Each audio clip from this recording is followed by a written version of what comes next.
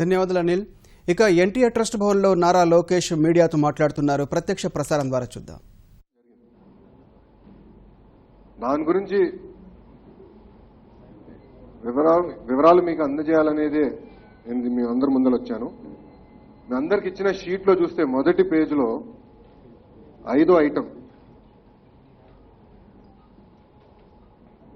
భారతదేశంలో ఏ రాజకీయ పార్టీ ఇవ్వని విధంగా, ఏ రాజకీయ నాయకుడు ఇవ్వని విధంగా గత 6 సంవత్సరాల నుంచి ఎవరు అడుగుపోయినా మా నాన్నగారు చంద్రబాబు నాయుడు గారు ఆయన ఆస్తులతో పాటు కుటుంబ సభ్యులందరి ఆస్తులు ప్రకటిస్తాం జరిగింది. 6 సంవత్సరాల నుంచి ప్రకటిస్తున్నాం. దాంట్లో భాగంగా మీకు ఈ షీట్ ఇస్తాం జరిగింది. 6 సంవత్సరాలని కంపారిటివ్ స్టేట్మెంట్ ఇస్తాం జరిగింది. నేను మీకు కూడా ఈజీగా ఉన్నాను.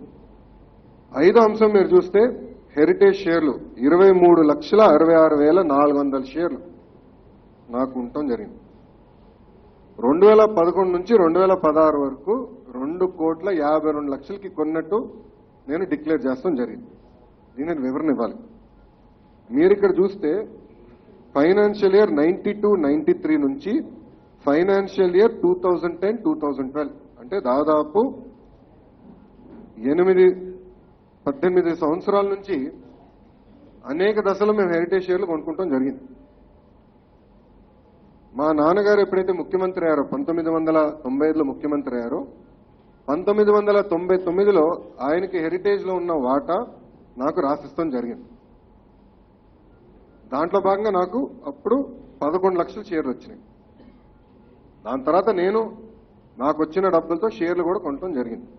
ఇక్కడ నేను చాలా క్లియర్గా చెప్పాను.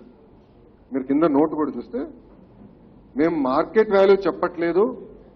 ఏ ధరకైతే మేము షేర్ కొన్నాము అంటే 1992లో షేర్లు కొంటే ఏ ధరకైతే నేను షేర్లు కొన్నానో అదే నేను ప్రకటిస్తున్నానని నేను పదే చెప్తాం జరిగింది. 2011 నుంచి కూడా నేను అదే చెప్తాం జరిగింది. ఈ రోజు మీకు ఏమైందంటే అనేక కారణాల వల్ల అంటే హెరిటేజ్ ఆదాయం పెరుగుతామేమి, ఇంకో పక్కన మా రీటైల్ విభాగాన్ని ఫ్యూచర్ గ్రూప్ లో మర్జ్ చేసినందుకు కానివ్వండి, హెరిటేజ్ షేరు ఎప్పుడు లేని విధంగా ఆల్ టైమ్ హైకి వెళ్తాం జరిగింది. అంటే ఒక్కొక్క షేర్ దాదాపు 1100 నుంచి 1200 రూపాయలకి వెళ్తాం జరిగింది. ఇది మ్యాటర్ ఆఫ్ ఫ్యాక్ట్. అది ఎవరు వెళ్ళినా బీఎస్సీ ఎన్ఎస్సీలో చూడొచ్చు. దానివల్ల నా వాల్యూ అంటే నాకున్న వాటా 230 కోట్లకి వెళ్తాం జరిగింది. అంటే ఇది మార్కెట్ వాల్యూ. మేము గత 6 సంవత్సరాల నుంచి ప్రకటించేది ఏ ధరకి మేము కొన్నాము. అది ఎందుకు చెప్పామంటే పదే ఎందుకు చెప్తున్నా అంటే మార్కెట్ వాల్యూ అనేది పెరుగుతుంది తగ్గుతుంది. మీరు ఈ షీట్కి వెళ్తే ఇక్కడ ఒక షీట్ ఉంది మీకు పొడుగ్గా.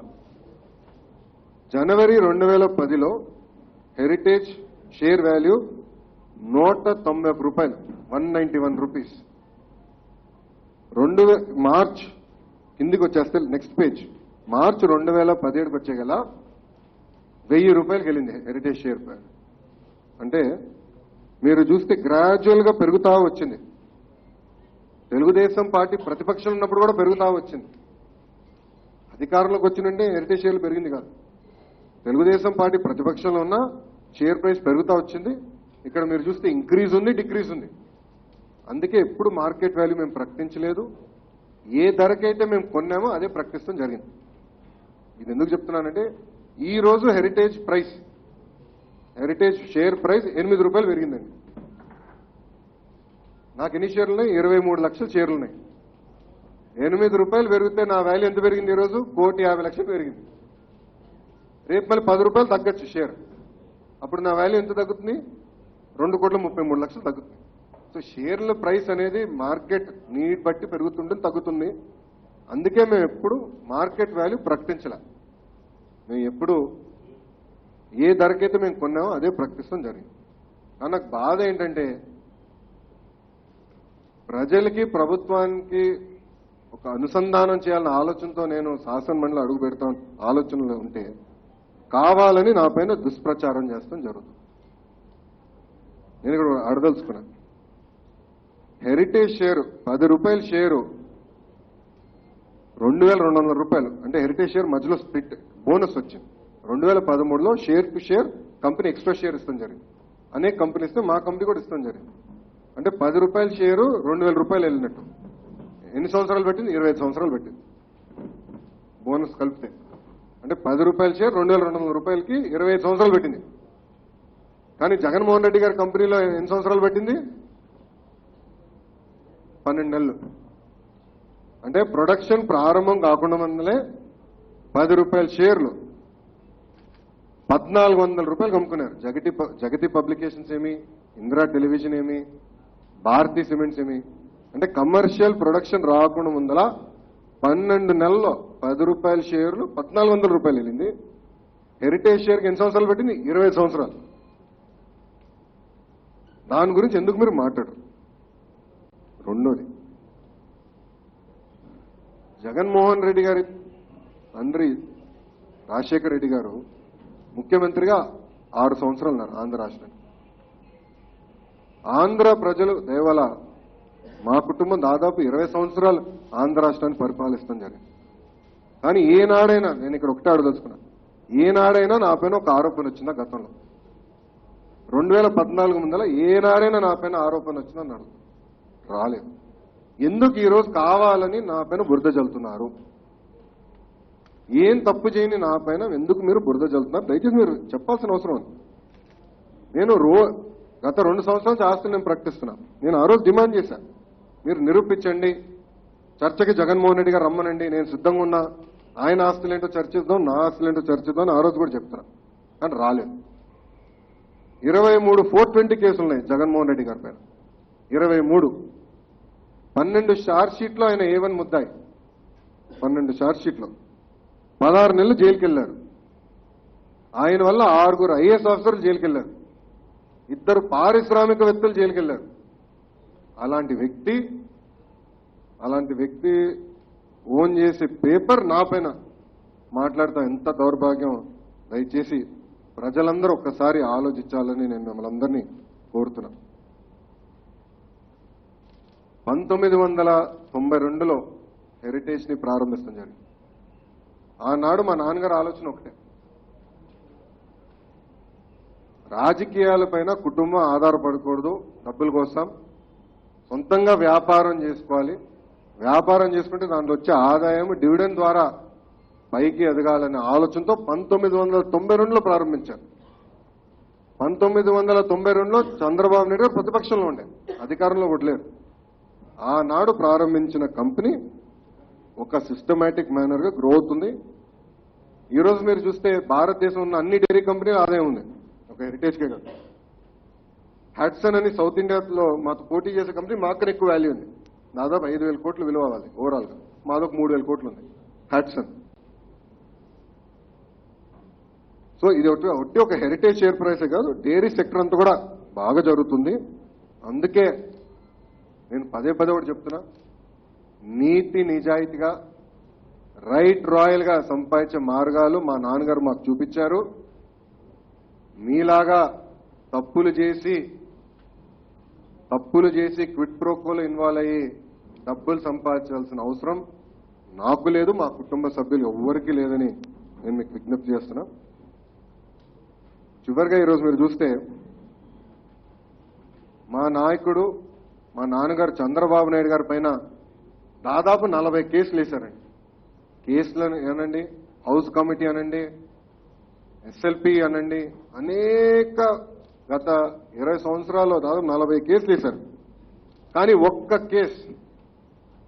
కనీసం ఒక్క కేసు నిరూపించలేకపోయారు. అంటే మీరు అసమర్థులా, లేదంటే చంద్రబాబు నాయుడు గారు ఏం తప్పు చేయలేదు అనేది మీరు కూడా దీనికి వివరణ ఇవ్వాల్సిన అవసరం. 40 కేసులు, హౌస్ కమిటీలు దాదాపు 11 వేశారు, 27 కేసులు వేశారు, SLPలు వేశారు సుప్రీంకోర్టులో. సుప్రీంకోర్టు వరకు కూడా వెళ్ళి ఏం నిరూపించలేకపోయారు. నేను ఇక్కడ ఒకటే కోరుతున్నా, ఒక పద్ధతి ప్రకారం మేము వ్యాపారం చేసుకుంటూ వెళ్తున్నాం. గత 6 సంవత్సరాలుగా ఆస్తులు మేము ప్రకటిస్తున్నాం. హౌస్కు కూడా, శాసనసభకు కూడా 3 సంవత్సరాలు ఇవ్వాల్సి వస్తే 3 సంవత్సరాలు ఇచ్చిన ఏకైక కుటుంబం మాది. జగన్మోహన్ రెడ్డి గారు ఎన్నిసార్లు ఇచ్చారు? ఒకే ఒకసారి ఇచ్చారు. 3 సంవత్సరాలు ఒకే ఒకసారి హౌస్కి ఇచ్చారు ఆయన. ఎందుకట్లా? ఎందుకు 3 సార్లు మీరు ఇవ్వలేదు?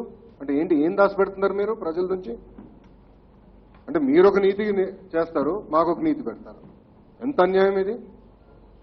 నేను ఇంకా చివరికి ఒకటే చెప్పదలుచుకున్నా, పద్ధతి ప్రకారంగా బతికే కుటుంబం, నీతి నిజాయితీగా బతికే కుటుంబం. ఎందుకు నేను ఈరోజు ఇది గర్వంగా చెప్పగలుగుతున్నానంటే, నాకు తెలుసు ఎంత ఆదాయం వస్తుందో. మీరు కూడా నా అఫిడవిట్లో చూశారు. బ్రహ్మణికి శాలరీ కమిషన్ ద్వారా 4,20,00,000 వస్తుంది. ఆమెకి రైట్రాల్కి వస్తుంది. శాలరీ అనండి, కమిషన్ అనండి, డివిడెండ్ అనండి, అంతా సంపాదించుకుంటున్నాం కుటుంబం పరంగా.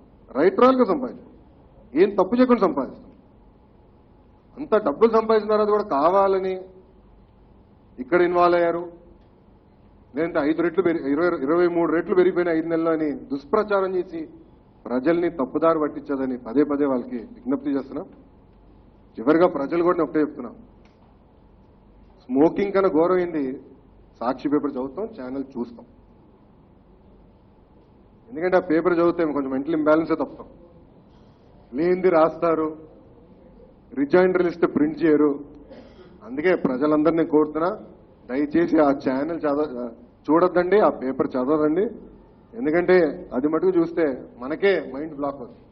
వాళ్ళు రాసే అబద్ధాలు, వచ్చే అబద్ధాలని 10 సార్లు చెప్పి నిజం చేసే ప్రయత్నం ఈరోజు సాక్షి మీడియాలో చేస్తున్నారు. ఇవన్నీ ఎందుకంటే ఇప్పుడు శాసన మండలిలో నేను చేరటం జరిగింది, ఏకగ్రీవంగా ఎన్నికలు జరిగినాయి. శాసన మండలిలో నేను లెటర్ తీసుకునే ముందల కావాలని నా పైన దుష్ప్రచారం చేసినప్పుడు ప్రజలకి వివరణ ఇచ్చేదానికి నేను ఈరోజు ఈ ప్రెస్ కాన్ఫరెన్స్ ఏర్పాటు చేస్తడం జరిగింది. పొద్దున కూడా నేను ఫేస్బుక్లో, ట్విట్టర్లో కూడా చాలా క్లారిటీగా చెప్పాను. కుటుంబం ఇది చాలా వివరణగా చెప్పాను. ఇక్కడ ప్రధానంగా షేర్ల గురించే మాట్లాడారు. అందుకే ఇవన్నీ క్లారిఫై చేసినాకే మేము ముందరికి వస్తాం సార్. అంతే, అట్లనే అనిపిస్తుంది. టైమింగ్ చూస్తే కావాలని చట్టసభల్లో వస్తున్నా కనుక అది మీరు వాళ్ళని అడగాలి. కరెక్ట్గా ఫీల్ అవుతున్నారు లేరు నాకు తెలియదు, కానీ ఎందుకు ఈ రోజు తీసుకొస్తున్నారు ఇష్యూ? నేను ప్రతి సంవత్సరం ప్రకటించేదే, ఎందుకు ఈ రోజు తీసుకొస్తున్నారు ఇష్యూని? వాళ్ళు దుష్ప్రచారం చేసినాక తీసుకొస్తున్నారు. చట్టసభల్లో నేను అడుగు పెడుతున్నా కనుక కావాలి దుమ్మెత్తి పోసేస్తే ముందలే డిఫెన్స్ పడుతున్నాను వాళ్ళు ఆలోచిస్తున్నారు. నేను డిఫెన్స్ పడను, నేను అఫెన్స్లోనే వస్తాను. నేను తప్పు చేయనోడిని, నేను నాకెందుకు భయం ఉండాలి? మీరు తప్పు చేశారు, మీరు జైలు చుట్టూ తిరుగుతున్నారు, కోర్టు కేసులు చుట్టూ తిరుగుతారు. ప్రతి ఫ్రైడే మీరు వెళ్తున్నారు కోర్టుకి, నేనుగా. మీరు మా గురించి మాట్లాడతాం కరెక్ట్.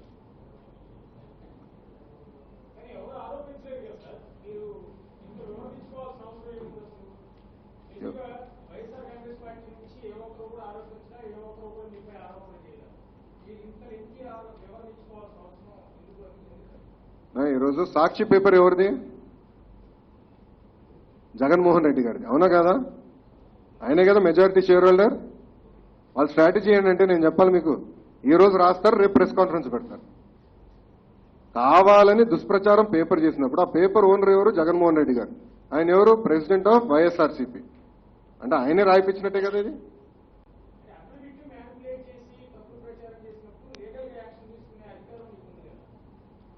అది నేను ఎటుగో వాళ్ళ పైన కేసు వేయాలా వేయకూడదు అది నేను డిసైడ్ చేస్తా. కానీ నేను కేసు గురించి కన్నా ప్రజలు నేను వివరణ ఇస్తున్నా. అంటే ఎట్లా అబద్ధాలు చెప్తున్నారు, ఒక తప్పుని పదే పదే 100 సార్లు చెప్పి నిజంగా ఎట్లా మార్చాలని ప్రయత్నిస్తారు, ప్రజలకు నేను సమాధానం చెప్తాను. I'm accountable to my people. ప్రజలకు నేను సమాధానం చెప్తున్నాను. జగన్మోహన్ రెడ్డి గారు చెప్పట్లేదు, సాక్షికి చెప్పట్లేదు.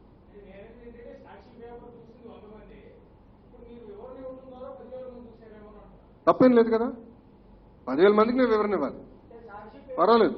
ఎందుకంటే ఒక్క నిమిషం ఎందుకంటే నేను నాకు సమాధానం చెప్పాల్సిన బాధ్యత నా పైన ఉంది. ఎందుకంటే చట్టసభలకు పంపించారు ప్రజలు. ఈరోజు వాళ్ళు పంపించినప్పుడు సమాధానం నేను ప్రజలకు చెప్పాలి.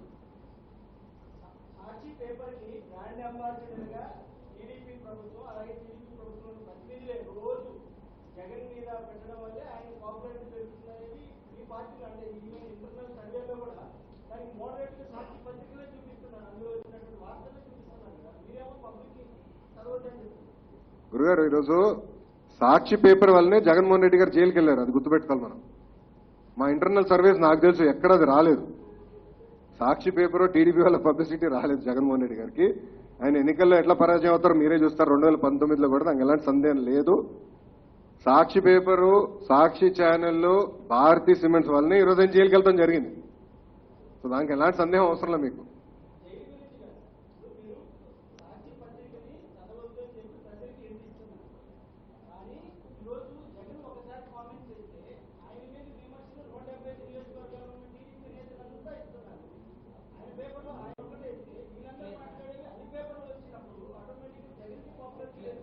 పాపులారిటీ కాదు గురుగారు, ఒక తప్పు అబద్ధం చెప్తుంటే వివరణ ఇవ్వాలి కదా ప్రజలకి. మేము ఏనాడు చంద్రబాబు నాయుడు గారు వ్యవసాయం దండగాని ఏనాడైనా చెప్పారా? నేను మిమ్మల్ని అందరిని అడుగుతున్నా. వీడియో ఉందా మీ దగ్గర? పేపర్ క్లిప్పింగ్ ఉందా మీ దగ్గర? చంద్రబాబు నాయుడు గారు ఏనాడు చెప్పలేదు. కానీ వ్యవసాయ కుటుంబం నుంచి వచ్చిన వ్యక్తి, మేము కూడా పాలు కూరగాయలు అమ్ముకుని బతికే కుటుంబం ఈ రోజున. మేము కూడా వ్యవసాయం మీద డిపెండ్ అని ఏమైనా చెప్తారండి ఆయన. కానీ కాంగ్రెస్ నాయకులు ఆ రోజు ఏం చేశారు? పదే పదే ఒక అబద్ధాన్ని 20 సార్లు చెప్పి నిజం చేపించారు. ప్రజలకే సందేహం వచ్చింది, ఓహో చెప్పారేమో నాకు సందేహం తీసుకొచ్చారు. అందుకే వివరణ ఇవ్వాల్సిన అవసరం మా పైన ఉంది ఈరోజు. లేదంటే ఇట్లనే చెప్తారు, లోకేష్ చూడు ముఖ్యమంత్రి కొడుకయ్యాడు, అందుకే 5 నెలలు 23 రెట్లు పెరిగిపోయినాయి. చూశారు కదా ఈరోజు పేపర్ చదువుతా ఎవరికైనా డౌట్ వస్తుంది. ఎంత అన్యాయం, వివరణ ఇవ్వాల్సిన అవసరం నా పైన.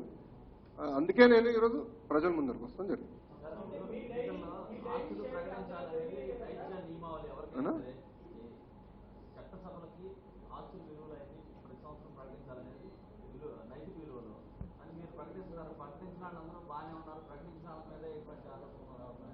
ఉంటాయి, అందుకే అంటున్నాను కదా, ఆయన కూడా ప్రకటించాలి. 3 సంవత్సరాలు అయింది, ఆయన ఇంకా ప్రకటించలేదు. అది నేను ఎటుగా హౌస్కి వెళ్ళినా స్పీకర్ గారితో నేను మాట్లాడతా. హౌస్లో అడుగు పెట్టినా నేను స్పీకర్ గారితో డిస్కస్ చేస్తాను. ఎందుకంటే ఇది చాలా సీరియస్ గా తీసుకోవాల్సిన అవసరం అంటారు as of cut off date. అందుకే మార్కెట్ వాల్యూ మేము ప్రకటిస్తాం జరిగింది. Market value on the day I think ఒక ఫార్ములా ఉంది సార్, నాకు కరెక్ట్ గా తెలియదు. 3 months on the day of listing is face value. అంటే ఏ ధరకైతే నేను కొన్నాను ఈ రోజు ధర ఏంటనేది వాళ్ళు అడుగుతారు. ఈసీ అడిగేది ఈ రోజు రేట్. సో ఈ రోజు ఫ్యాక్చువల్ రిప్రజెంటేషన్ ఇవ్వండి. ఆ రోజు మన కొనిన ధర. Price of acquisition is different from current price. ఇప్పుడు అందరం షేర్లు కొంటాం, అందరూ భూములు కొంటాం, ఏ ఆస్తి కొంటాం? పెరుగుతుందని కొంటాం, అంతే కదా. అందరూ ఎవరన్నా వ్యాపారం చేసేప్పుడు కొనేది ఏంటంటే పెరుగుతుందని. హెరిటేజ్ వాళ్ళు కూడా సబ్స్క్రైబ్ చేస్తాం, పెరిగింది. గాడ్ విల్లింగ్, దేవుడి దయ వల్ల పెరిగింది. ఏం లేదు, మీరు నా చూస్తే 2 ల్యాండ్స్ నేను అమ్మేశాను అప్పులు కట్టుకున్నాక. Other than that everything is లేదు. ఒక కారు 2 కార్లు ఏదో కొని ఉంటాను అంతే.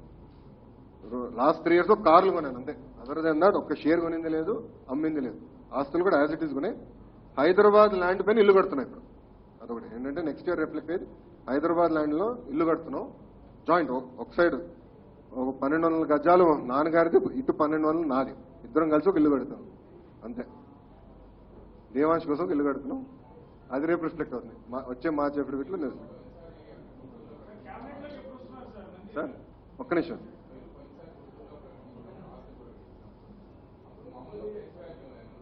అవును, ఇప్పుడు మార్కెట్ గత 6 సంవత్సరాల నుంచి మేము అనౌన్స్ చేసేది ఫేస్ వాల్యూ. అంటే ఏ వాల్యూకి మేము కొన్నామో కొన్న వాల్యూ. ఇప్పుడు ఎలక్షన్ కమిషన్ మేము ఇచ్చేది కరెంట్ మార్కెట్ వాల్యూ. ఎందుకంటే మీరు చూస్తే మార్కెట్ వాల్యూ కూడా మీరు చూస్తే 2010 నుంచి ఎలా మూవ్ అవుతుందో మీరు చూస్తున్నారు. సో ఫ్లక్చుయేషన్స్ పైకి వెళ్ళింది, కిందికి వెళ్ళింది. అందుకే ఫేస్ వాల్యూ ఇచ్చాం. పడిపోయింది కూడా ఉన్నాయి కదా. 2013లో తగ్గినాయి, క్లియర్గా ఉన్నాయి దాంట్లో. ఓకే అండి, అది పార్టీ నిర్ణయిస్తుంది. పార్టీ నిర్ణయించినప్పుడు నేను క్యాబినెట్ లోకి వస్తాను. ఏంటండి అది మీరు వాళ్ళే అడగాలి క్యాబినెట్ లో. అంటే దాని వల్ల ఎంత అన్యాయం అని చెప్పండి మీరు. అందుకే ఊర్లో దొంగోడికి అందరు దొంగల్లాగానే కనపడతారు. అందుకే జగన్మోహన్ రెడ్డి గారికి ఏం చూసినా అవినీతిలాగానే కనపడుతుంది. అలా ఉంటుంది. ఓకే అండి.